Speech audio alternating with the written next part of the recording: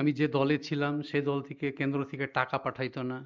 তার সত্ত্বেও এখানে উন্নয়নের কাজ থামেনি। আমি একটা জিনিস জানতে পারি গোটা ভারতে যে একটা বিশৃঙ্খল রাজনীতি আছে, যে আজকে রাজনীতি যে পর্যায়ে চলে গেছে, যে অবসান আছে, ওই রাজনীতিকে চ্যালেঞ্জ যদি ভালোর জন্য কেউ করতেছে কোনো একটা মুখ্যমন্ত্রী, তো গোটা ভারতে আমরা একটাই চেহারা দেখতে পারবো। সেই চেহারা আছে মাননীয় মমতা ব্যানার্জি। তো আমি ৫ বছর সেখানে বসে অনেক দেখলাম, আমাকে অনেক ব্যথা হইতো। আমি দল ছাড়তে পারতাম না, কেন কি জনগণের একটা স্বপ্নের উপরে একটা প্রশ্ন উঠতো আমার জীবনে। আমি সেখানে কুণ্ঠা নিয়ে বসেছিলাম।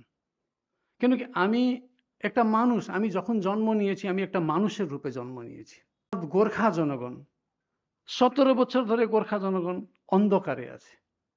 একটা আলো বিজেপি টর্চ লাইট দেখাচ্ছে, এই যে এটা তোমাদের আলো, এটা এটা এটা সূর্য, টর্চ লাইটকে বলতেছে এটা সূর্য। আর সূর্যে কি লেখা আছে? পিপিএস। পিপিএস মানে কি আমাকে বোঝানো হয়েছে? গোর্খাল্যান্ড। তো যে জিনিসটা ওনারা ম্যানিফেস্টোতে রেখেছিলেন সেই জিনিসটাই তো আমি ৫ বছর বললাম। আমি তো পার্টির ধার থেকে বাইরে তো গিয়েছিলাম না। পার্টির ধারের ভিতরেই তো আমি বলতেছিলাম। তাহলে পার্টিকে কেন আমার কথাটা পছন্দ হইল না? কেন কি ওনারা গোর্খাদেরকে মিথ্যা বলতেছেন?